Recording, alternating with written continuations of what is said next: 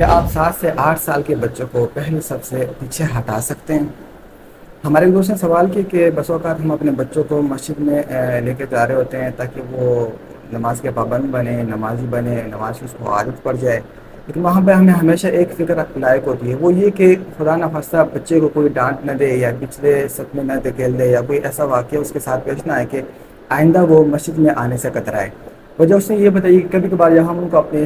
پہلی صف میں کھڑا کرتے ہیں تو ایسی صورت میں کوئی نہ کوئی بغیر ہم سے پوچھے بچے کو پچھلی صف میں دھکیل دیتے ہیں کہ آپ پیچھے جا کے کھڑے ہو جاؤ، اور کبھی کبھار تو مسجد کے جو بابے ہوتے ہیں وہ آگے اس طریقے سے بچے کے ساتھ بہیو کرتے ہیں کہ بچہ تو بچہ ہے، ہمیں بھی برا لگتا ہے کہ یار یہ طریقہ غیر مناسب تھا۔ اب ایسی صورت میں ہوتا یہ ہے کہ ہم تو بچوں کو مسجد میں لے کے گئے تھے تاکہ ان کو عادت پڑے، لیکن یہاں پر معاملہ اس کا برعکس ہو گیا۔ اب آئندہ جب ہم بچوں کو مسجد میں لے کے جا رہے ہوتے تو وہ اس کو ناپسند کرتے ہیں، کترا رہے ہوتے ہیں اور مسجد جانے سے انکار کر رہے ہوتے ہیں۔ اب ایسی صورت میں بچوں کو نماز کی عادت کیسے ڈالی جائے؟ سب سے پہلے تو یہ بات نوٹ کر لو کہ 7 سال کی عمر کے بارے میں جناب نبی کریم صلی اللہ علیہ وسلم کی حدیث کا مفہوم ہے۔ آپ نے فرمایا کہ اگر بچہ 7 سال کا ہو جائے تو اس کو نماز کی تلقین کرو، جب وہ 10 سال کا آ جاتا ہے ایسی صورت میں اس کو اگر وہ پھر بھی نماز نہ پڑھے تو آپ اس کے اوپر سختی کر سکتے ہیں، ڈانٹ ڈپٹ کر سکتے ہیں، مار بھی سکتے ہیں۔ اب اس حدیث سے ہمیں بچوں کو نماز کی تلقین کا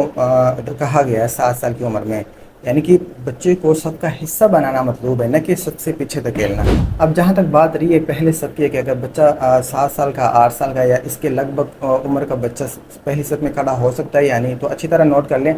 اگر بچے زیادہ ہیں تو ایسی صورت میں تو ان کی الگ صف بنائی جائے تبھی بہتر ہے۔ 3 4 5 6 بچے ہیں تو ان کی الگ صف بنا لیں، وہ آپس میں خوش بھی رہتے ہیں، نماز کی تلقین بھی ہوتی رہے گی، تو یہ جو اندیشہ ہے وہ بھی نہیں رہے گا۔ اور وہ ایک بچہ ہے تو ایسی صورت میں اس کو پہلی صف میں کھڑا کیا جا سکتا ہے، ایڈجسٹ کیا جا سکتا ہے۔ البتہ ایک صورت ایسی ہے کہ جس کی وجہ سے آپ بچوں کو یہ کہہ سکتے ہیں کہ آپ اپنی جگہ تھوڑی سی بدل لیں، وہ یہ کہ اگر وہ بالکل امام کی پیچھے کھڑا ہو نا تو یہ ایک استثنائی صورت ہے، یعنی کہ ایسی صورت میں آپ بچے کو کہہ سکتے ہیں کہ آپ سب کے کنارے کی طرف چلے جائیں بجائے سب سے پیچھے ہٹانے کے۔ لیکن یہاں پر یہ بات نوٹ کر لیں کہ یہ جو طریقہ ہے یا یہ اتھارٹی بھی صرف 2 بندوں کے پاس ہے، ایک جو بچے کے ساتھ بڑا آیا ہوا ہے چاہے اس کا بڑا بھائی ہو یا والد ہو،